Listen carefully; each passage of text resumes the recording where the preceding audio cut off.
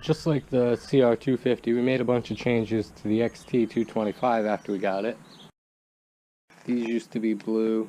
We just plasti dipped those black. Of course, a new fender, blue rims, touched up the front forks.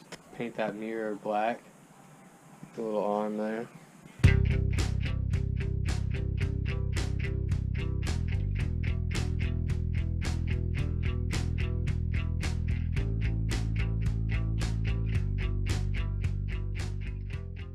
So this is my new piece I'm working with, and I got that unflattened. I'm gonna go up with a flat piece like this, flatten it here, connect it, and right about here we're gonna angle out flat, come with the tail light, and then try the hard curve around. I've got the first bend that I want.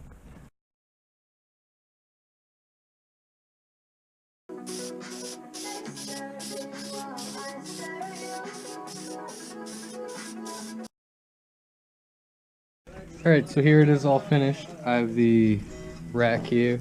So it's all bolted in now, plasti dipped black. It's not paint, so nice rubber coating on it. Pretty happy with that, how it came out.